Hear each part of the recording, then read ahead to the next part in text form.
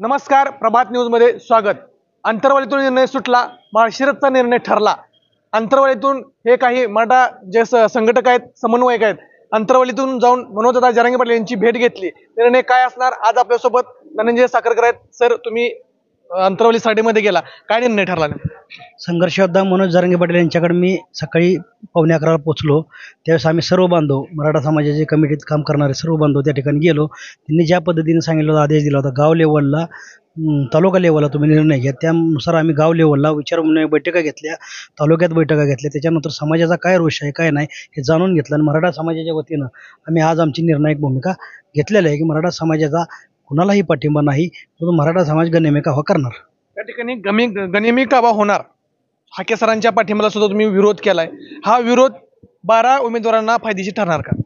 कसं आहे, महाविकास आघाडी असेल किंवा महायुती असेल, या दोघांनाही त्यांनी पाठिंबा दिला होता हाकेंनी, आणि त्यांच्या बाबतीतली भूमिका आम्ही गेल्या 11 तारखेला स्पष्ट केलेली किंवा ज्यांना ज्यांना पाठिंबा दिला त्यांना आम्ही मतदान करणार अशी भूमिका घेतली होती त्यावेळेस.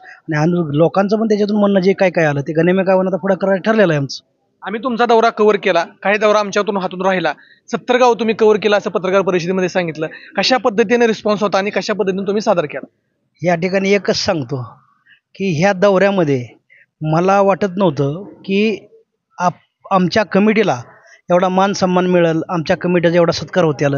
आमच्या कमिटीतील प्रत्येक जणाचा, त्या गावातील प्रत्येक व्यक्तीनं आदरानं सन्मान केला आणि आदरानं आमच्याशी चर्चा केली आणि आदरानं त्यांच्या अधिकारानं सांगितलं. म्हणजे त्यांचा एवढा प्रतिसाद मिळाला की मी ते म्हणजे माझ्या आयुष्यात मी कधी विसरू शकत नाही ते. नक्कीच. त्या ठिकाणी मनोजदादा जरांगे पाटील यांची तुम्ही भेट घेतली, त्या संदर्भात अशी बोलणी झाली का की माझ्यापर्यंत सुद्धा जे काही 13-14 उमेदवार त्या ठिकाणी रिंगणात उभे आहेत ते इथं आले, भेट घेतली, त्यांनीच सुद्धा त्यांचा भूमिका सांगितली आणि त्या भूमिकेतून मराठा समाजाने त्यांना पाठिंबा द्या किंवा अशा पाठिंब्यातून कुठली चर्चा झाली? संघर्ष योद्धा मनोज जरांगे पाटील या जगातील सगळ्यात प्रामाणिक व्यक्तिमत्व आहे आणि त्यांनी कधीही कुठल्याही लोकाला पाठिंबा दिलेला नाही आणि त्यांचा कधीच पाठिंबा नाही. त्यांनी आजही स्पष्ट केलं, माझं आंदोलन हे मराठा आरक्षणासाठी आहे आणि त्यांच्याच भूमिकेची आम्ही सहमत असून त्यांच्याबरोबरच आम्ही जाणार आहे. ते सांगतील तेच धोरण, ते बांधतील तेच धोरण. मला एवढंच तुम्हाला सांगायचं, आमच्या पुढे कोण आहे आम्ही बघत नाही, आमच्या पाठीमागा जो आहे तो जगाच्या पाठीवरती सगळ्यात जास्त प्रामाणिक असलेला माणूस तो आमच्या पाठीशी आहे. त्याच्यामुळं आम्ही कोणालाही घाबरत नाही. त्या ठिकाणी तुम्ही सतत बोलताय की आमचा महाविकास आघाडीलाही पाठिंबा नाही, महायुतीलाही पाठिंबा नाही, परंतु हे बघत असताना तुम्ही एवढं निर्भीडपणे समाजापर्यंत पोहोचताय, मराठा समाजापर्यंत पोहोचताय, कधी तुम्हाला धमकी वगैरे अशा प्रकारचा प्रकार घडलाय? आता तुम्हाला सांगू, आम्ही धमक्या वगैरे भरपूर आल्या, सगळं झालं. फक्त एकच सांगतो, धमकी देणाऱ्याला पण सांगतो, सगळ्यांना सांगतो, मी मराठ्यांचा पोरगा आहे आणि गरीब मराठ्याचा पोरगा आहे. ज्या माणसाच्या खिशात 1 रुपया नाही तो माणूस या जगाच्या पाठीवरती प्रामाणिकपणाच्या भरोश्यावरती या जागतिक रेकॉर्ड करतो.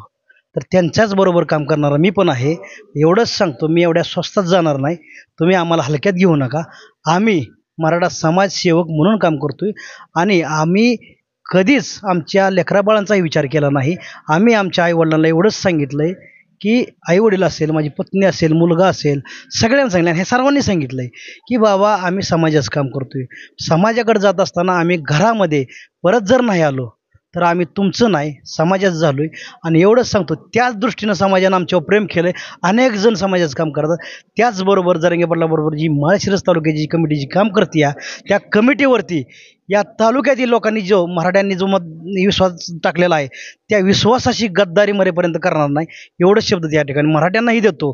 आणि इथून पुढच्या काळामध्ये ही संघर्षाची चळवळ आमच्या जीवात जोपर्यंत जीव आहे तोपर्यंत लढणार, 100% लढणार आणि लढलो तर जिंकणार पण, एवढंच सांगतो. गनिमी कावा कशा पद्धतीने असणार? अनेक गावात तुमच्या आता सहकारी मोठ्या प्रमाणात सक्रिय झालेत, काय असणार गनिमी?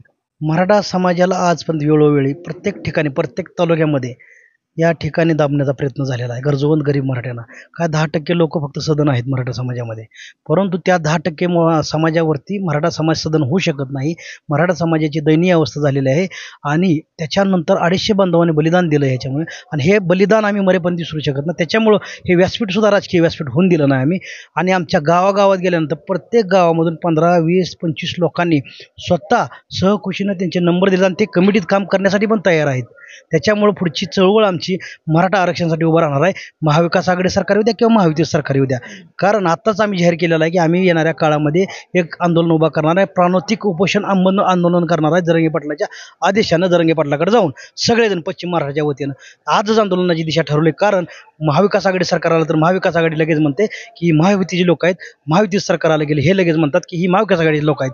म्हणून आमची चळवळ कोणी मोडण्याचा प्रयत्न करत असेल तर त्या चळवळीला आम्हाला जीवन ठेवणं, त्याच्यासाठी आम्हाला आज हा निर्णय घ्यावा लागलेला आहे. त्या ठिकाणी तुम्ही सर्वे दिला म्हणताय, प्रत्येकाचा मोबाईल नंबर, कोणी तिची कमेंट लिहिली, ते कमेंट तुम्ही जरांगे पाटलापर्यंत पोहोचवले, त्याच्यातून जरांगे पाटलांचं एक उत्तर काय आलं?